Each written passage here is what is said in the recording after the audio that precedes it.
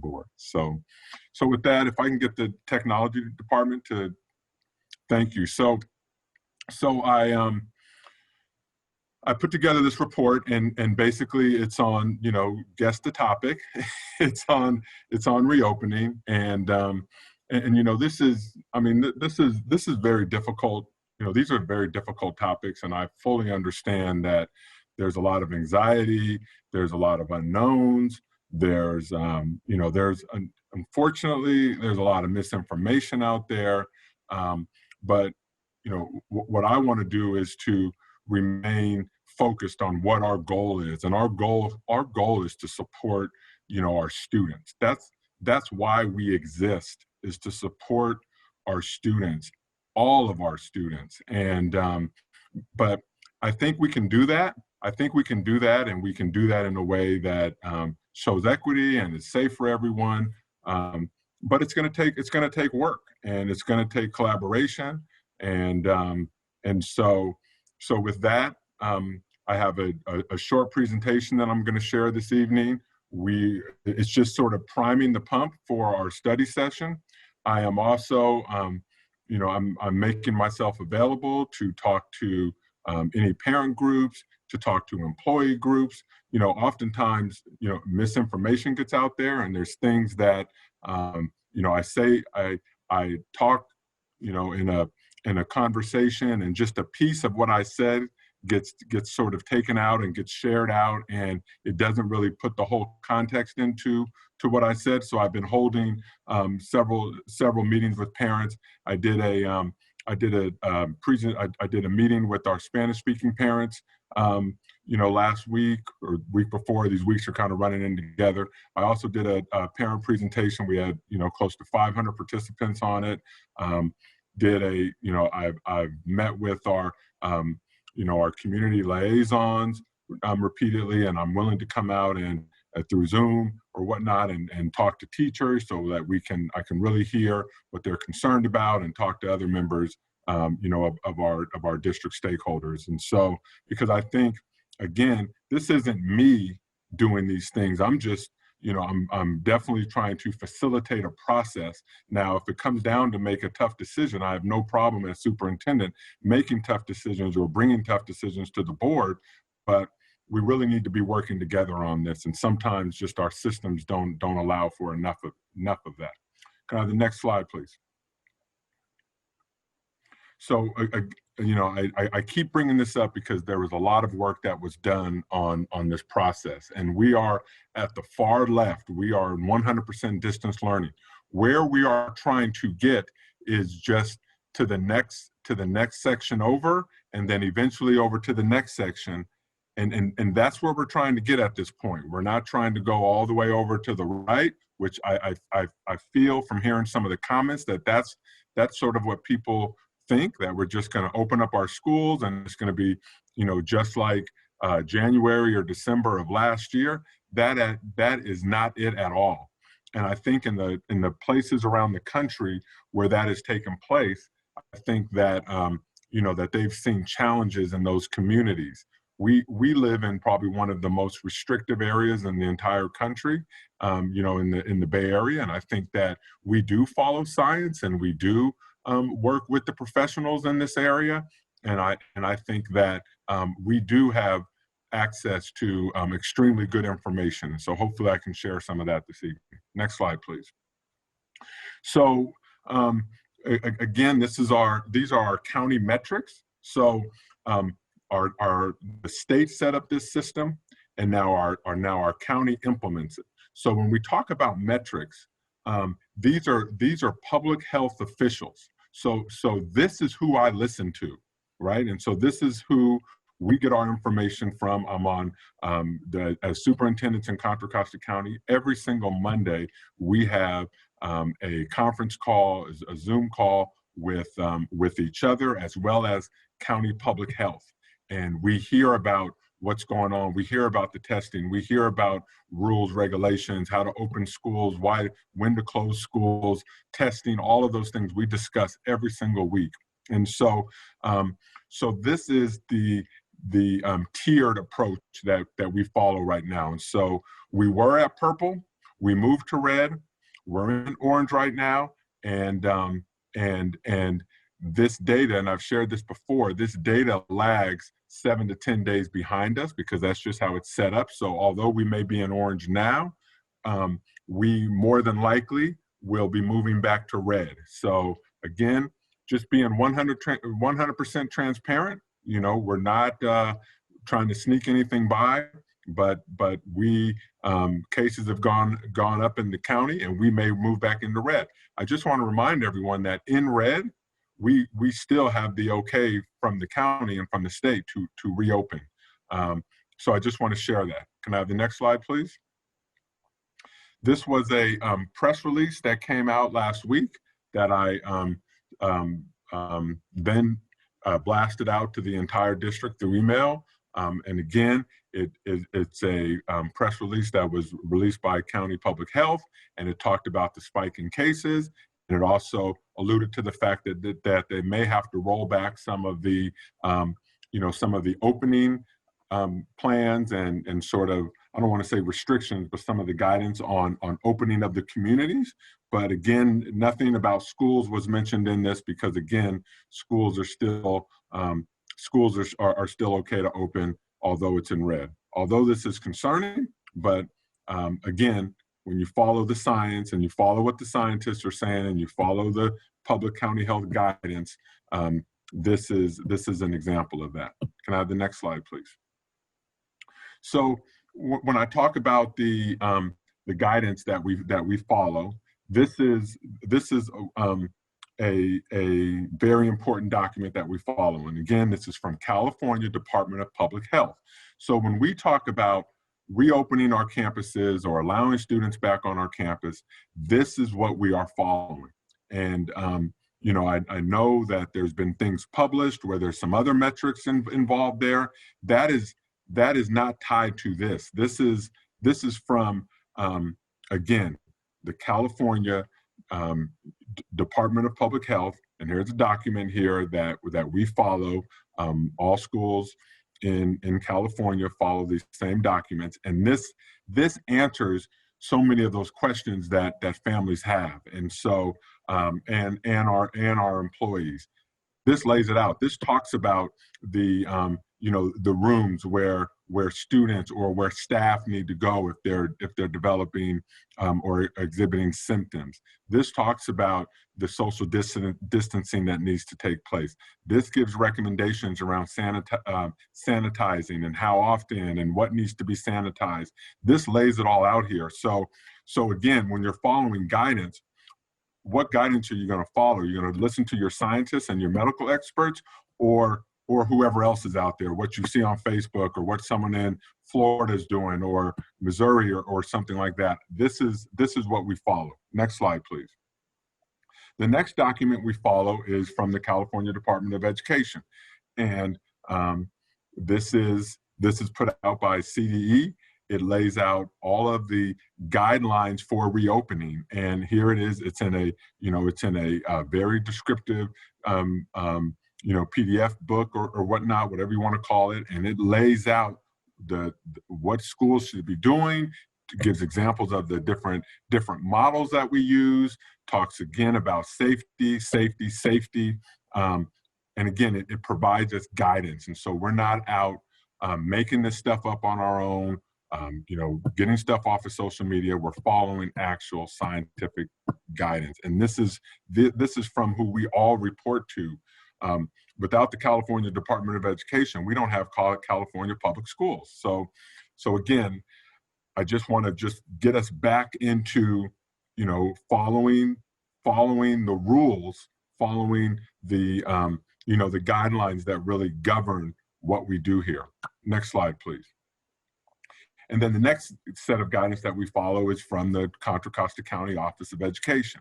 And again, the link is here, and it talks about schools reopening, gives all the guides to address the challenges of COVID-19.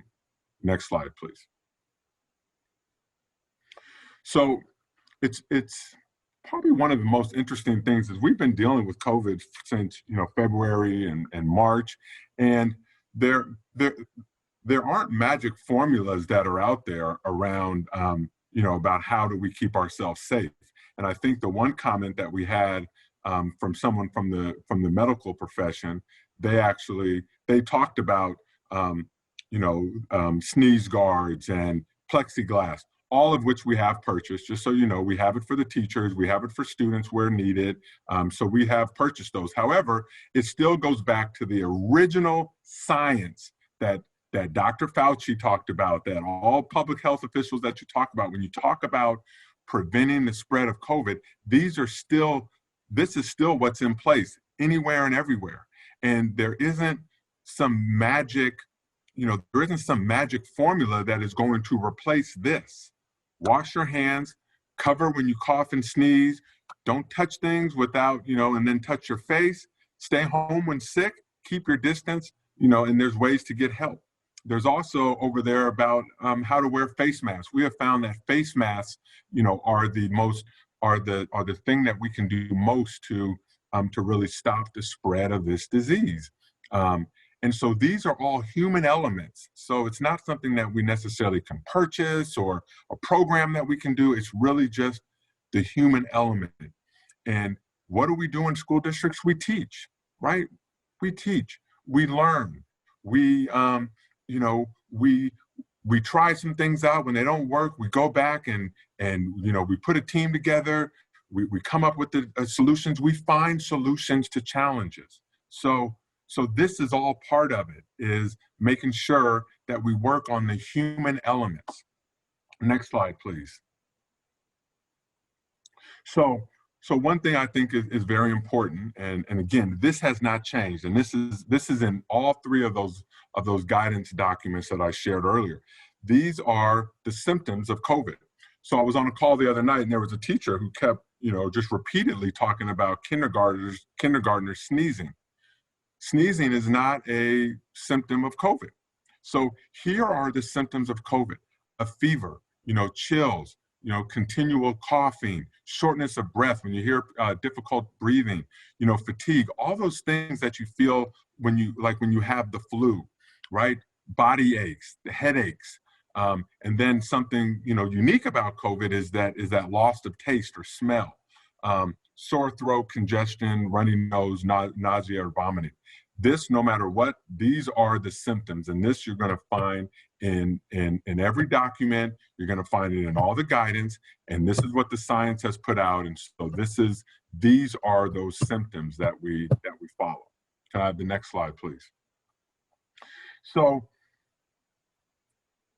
I think, really what it comes down to, and I keep hearing, we need to wait, or we're going into flu season, or it's cold, or we just need a little bit more time. And I'm all for that.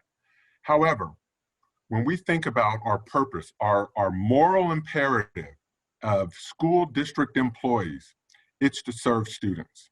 That's why we're here.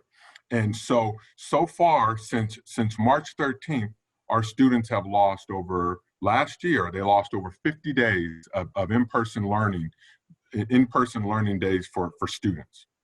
So that's just days that they're not on campus. This doesn't talk about all the extracurricular activities and all those things that really go with school. Kindergarten promotion, a graduation, prom, sporting events, theater productions, capstone projects, all of those things that we value. Our kids have missed out on those, right? So they missed out on over 50 days last year. Currently this year, as we've been in 100% distance learning, with our first day of school being back in August, our students, as of today, are right around 56 days that they've missed. So if we combine that, for 106 days, our students have not been on our campuses. And we have thousands of bright, committed adults here in our organization who are here to serve children. That's our purpose. And for 106 days, we have not been able to, come up with something that's going to help serve our students' needs. And so That's 106 days, 56 days and counting as of today. And then going, if we go forward to when we do look at starting to phase in students, and I know there was a comment tonight about phasing in the kindergartners, but on that same day, we're looking at phasing in the TK K1 students. We're looking at phasing in sixth graders. We're looking at phasing in, seniors or freshmen on that same time. We're talking about phasing in students slowly, right? And through distance learning. So again, it's not just opening up our doors. Hey, everyone come back. School's just like normal. Let's do it. I mean, that is not at all what we're proposing. And that is, I don't know, like I said, there's misinformation out there. I don't know how that ever got out there that we would consider that. But what I'm concerned with is 106 days, 56 days and counting that our students have not been on campus. And I think professionally, we can do something to help those students.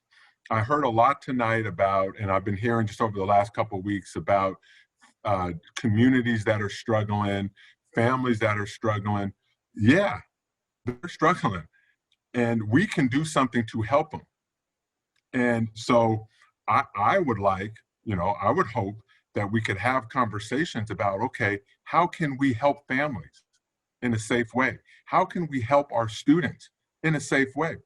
I don't have all the answers. I could come up with ways, and in my head I have ways, but this needs to be a collaborative effort.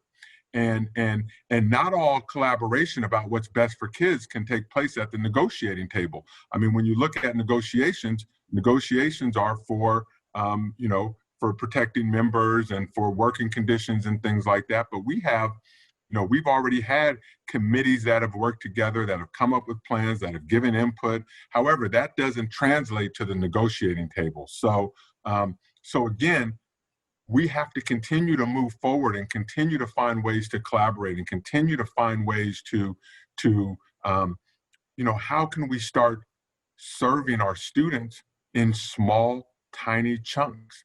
No one's going to be happy. There are some people, like President Lawrence listed earlier, there's some people who think we need to bring back every single kid on October 13th, and that's it, full reopening. And there's others who, just like literally, we have it written in our agreement that kids are not allowed on our campuses. Now, I have a fundamental issue with that because our campuses are here for kids, and this is when our kids need the schools the most. Yet we can't even bring a student on our campus to get help. And so those are some of the things that I'm hoping that together we can work out to try to find some way that we can support kids. I am in no way proposing bringing all of our kids back. That's not what we're proposing, but we have to be able to work together to come up with some solutions. Can I have the next slide, please? So far, everyone on the left column, they've been working this entire year. Our clerical secretaries, tech unit, our CSTs, they've been working. CSEA is on sites working. Teamsters are working. Our managers are working. Our psychologists are working. So we're on sites, whether it's district office or different sites or whatnot. We're engaging with one another. We're using safety measures. We use masks. We sanitize. We keep a social distance. We're doing all those things. So this notion that all of a sudden, if we start bringing, people back onto our sites in small groups and practicing safe distancing, that it's going to cause these huge issues. They can cause huge issues if we don't practice what the science tells us. But we have individuals on our sites who've been working. Now our teachers have the option to work from home or to work at their school sites.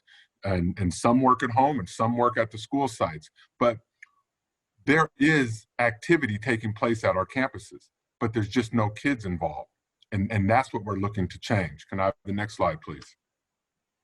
So in the original plan, I just put out a shell of what a schedule was. And really, the purpose of that schedule was to show, with social distancing and in a hybrid model, it was not going to be school like we remember. It wasn't going to be 5 days a week, all students, all day, every day.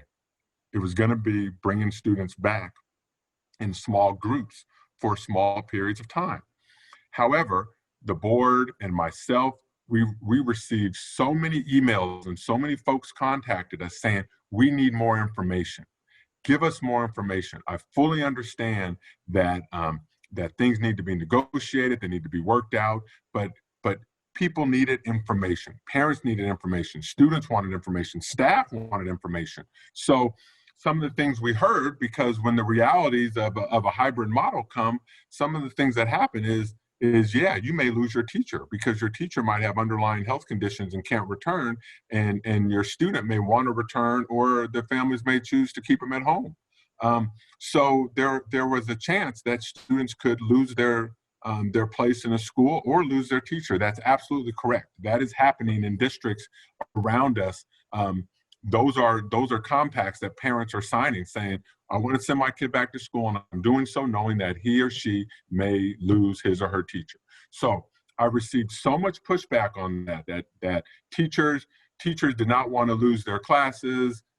They had done all this work with distance learning. You know, we've invested all this time into distance learning. You know, one of the investment, our teachers now have 20% more prep time than they had previously. 20%, and we pay for prep time. So we're investing in this. There was also before school started, we also invested in planning days, for our teachers. So we're showing the investment, and we want to, we don't just want to throw distance learning out. So we looked at what some of our neighbors were doing, and we borrowed elements from this schedule. We tweaked some of it for ourselves. Our team put this together because people asked for more information. So again, I want to reiterate, this is a sample. This is not our final schedule. We are not pushing this schedule on anybody. It is a sample because we heard people say, we like distance learning, we're learning, we finally figured it out, we don't want to lose our teacher, we don't want to lose distance learning. So as you see, there's a block there for there to be live interaction, distance learning 5 days a week, every single day. And we have a 3-hour block there. Now we know some schools start at different times, right? I mean, like, it's just an example, it's just a sample. There's a 3-hour block there. It's going to have to be adjusted, right? But this gives every teacher, every student, every family the opportunity to stay at his or her school with his or her teacher and to have that instruction, face-to-face instruction through Zoom every single day. Then there's transition times. Then you bring the students onto campus. And then from the afternoon, it's not necessarily instruction, but it's remediation, interventions, enrichment, doing all those types of things. I mean, kids are home alone with no interactions, with no face-to-face interactions with school, adults from schools, with their peers. They don't have that. So here's a block of time when we can actually do that. And we can actually, work things out where students are distanced, where they're able to get the social emotional help that they need, where they're able to get the technology help, they're able to get the extra support that they need to be successful. But again, it's a phased in approach, and it's only for a short amount of time. It's 2.5 hours of seeing our students. So when I hear, just these comments that we're putting everyone's health in danger, and just to bring in half of our students who want to come back, and that's like half of our students, and then just bringing back half of those for 2.5 hours, I think there's some things that we can work out collaboratively where we can make this work. So again, this is a sample, a sample elementary.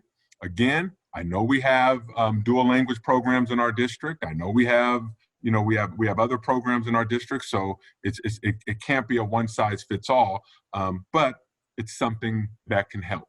And again, this is not my schedule that I'm pushing down and forcing everyone to do. I'm not doing that. I'm putting it out as a sample that provides a little bit more guidance. The next slide, please. This is one for secondary. Now, let me just preface this. I understand that we have some middle schools that have 7 periods. We have some high schools that have 7 periods. It's a sample, right? Our 4 high schools run 4 very different programs. So this schedule is not going to work at each of the high schools. But you see the possibilities, right? Where students keep their courses, they stay with their teachers, but then there's opportunities for them to come onto campus in small, safe groups and either doing enrichment, getting help, participating in clubs, having office hours with their teachers. I mean, so the opportunities are there. So again, I think I've said what I needed to say on the elementary schedule. This goes the same with the secondary schedule. Next slide, please. So with the schedules, I already know from talking to folks what are some of the good opportunities of this schedule. So there's consistency with the learning program, which our learning program right now is distance learning. So that remains consistent. Students keep their school enrollment. So students are not having to move schools. Students keep their current teacher. We can provide in-person learning opportunities for our students. We can do that with this schedule. And it allows for social distancing. Some of the challenges, which I think, where it's not going to meet some folks' needs, is that it's not regular school, right? Because there are some people who have this vision that when schools reopen, it's going to be just like it was last year. It's not regular school. And the student engagement's in the afternoon. So it's not in the morning. I know some parents would probably rather have their students go to school in the morning or whatnot. It's in the afternoon. The schedule really doesn't offer relief for working families. When 2 families have to go to work and their kids home alone, it doesn't necessarily offer the relief.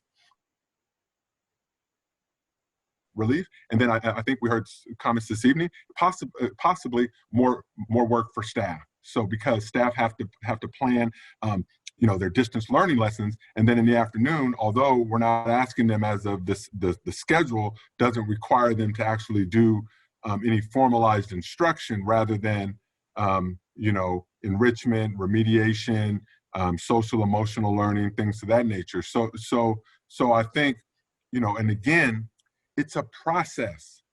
For 106 days, our students have been out of school. I mean, I think if we had been, again, working on, on some target dates, to get folks in,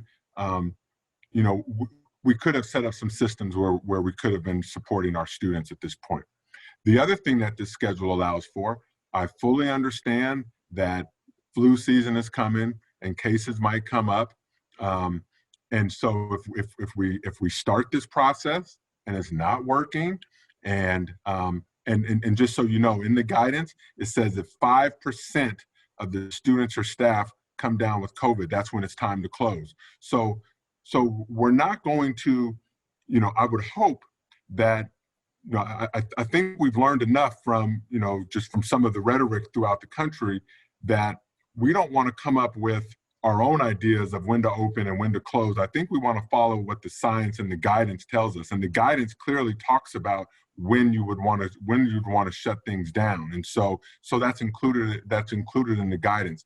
But it gives us that flexibility to pivot, right? And so if we start bringing kids back and we're being successful and we get past our anxiety, we put safety measures into place, and we're wearing face coverings, then you know what? Then maybe we can expand it. Maybe we can't, but we'll never know until we try. And so again, I know there's opportunities and challenges in this schedule. I'm hoping over the next few weeks that we can talk about some of those, that we can talk and not again be civil. And come up with some ideas. I know that a lot of this, a lot of this centers on negotiations. I've made a commitment to be collaborative with our with our labor partners. I know that there's a great deal of history, that I'm trying to change. So, like for example, our negotiations team for that's negotiating with our teachers, it's a new team. But I have to share, half of my cabinet is on that team. I got 4 principals on the team that represent the whole gamut, and we have we have 2 other district administrators who are on that team as well. When they're in negotiations, which they are 100% committed to, there's other work that they can't do. And so we're willing to sit down and negotiate, and we're going to be prepared, and we're going to provide proposals, and we're going to respond to proposals. We're trying to do all of that. However, we have to move this along, and so some of the things that we do may be outside of the box. And let's think outside the box. How can we solve some of our challenges? Next slide, and I'm almost done. So we did a survey, and I made some errors in the survey, so I'm not really sharing much of the data out because some of it there was confusion because of the mistakes on my part that were confused. But here's one. And this data hasn't really changed, right? We've been doing surveys for months in this district, and the data really hasn't changed. But this is going off of the generic schedule that we put out a few weeks ago, and it says, given what I know so far about the hybrid model, I will return my student for modified in-person schooling, 2 days on site, 3 days at home. And even with that, we have 12,000 responses, which is pretty good, but more than 50% said that, yeah, they would send their students back. So if this were one of our high schools, and this was it, we're looking at 6,500 kids coming back. Actually, we wouldn't have 1,200. I'm thinking we wouldn't have a high school of 12,000 kids. Thank you. But however, if it was 1,200, 600 of them would be coming back, right? And we would split that in half, so it would be 300. So you mean to tell me on one of our high school campuses, we could not safely bring 300 kids back for 2.5 hours for support with safety measures in place to provide our students an opportunity to get support from our dedicated, caring employees? I think together we can come up with some way to figure that out, to be able to help our kids in some way, and to be able to keep staff members safe. And especially, we already have staff members working on site at all of our sites, and so a lot of these things are still happening. But again, this is just an example of one of the surveys. The other one was, would you keep your kids back in distance learning? And the results were similar. So next slide, please. So when we were under the impression that we were going to go with the generic type of schedule, in order to do that, we were going to need families to make a commitment pretty early, because we were going to have to redo our master schedules. We were going to have to redo class assignments, and so we were asking for this binding survey to take place between the 16th and 19th of November. I believe that with presenting this new model, that we can push back that date, that we're not going to have to ask for that on November 16th through the 19th. So I know that caused a lot of stress for our families to be able to make those decisions. And, and there was, just a lot of things that happened with, if they chose distance learning, would they be able to keep their teachers? Or if they went back, would they be able to, there was just a lot of that. So we're going to push that survey back, and at the study session, we'll set a new date for when we're going to put that survey out. As for our teachers, absolutely, I would love to give all teachers a choice. And I even said that in the meeting. I even put it in my presentation, and I even put a survey link out there, for plans to survey our teachers to find out who wants to come back and who doesn't.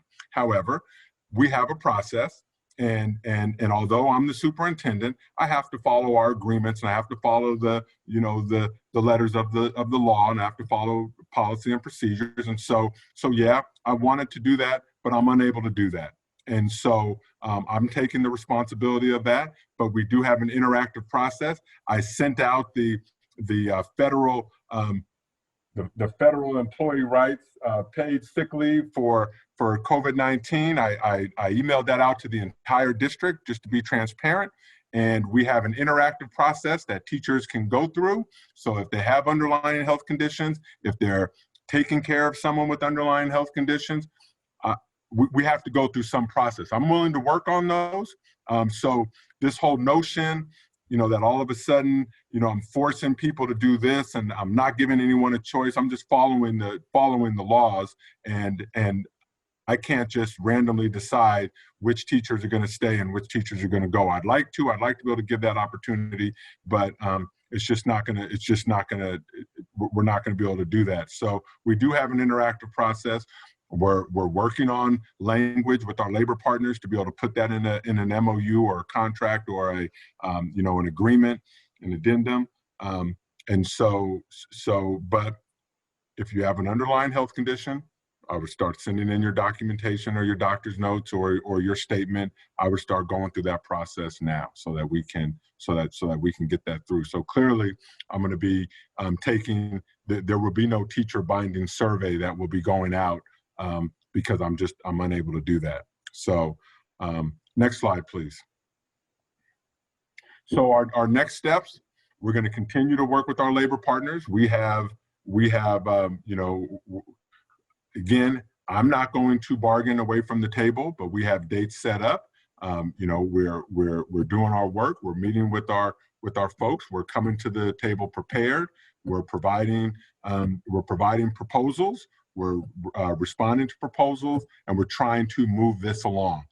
With the other challenges that we're facing that goes through this process, we are working, and the direction from the board and the direction to me, to our team, is to put our best foot forward and to be to not get caught up in the past or any of those things, but to move forward. I'm going to continue to hold informational meetings with parents and school communities. So there are several already lining up that I'm scheduling now to talk to parents. I'm available to work with our staff, to meet with teachers, if allowable. If Medea will allow me to do that, I'll meet with teachers, get their input. I would love to collaborate on ideas, on concerns. I would love to do all that. It's just whether or not I'm allowed to. And then we're going to have a study session next week, and we're going to continue this process. It's ongoing.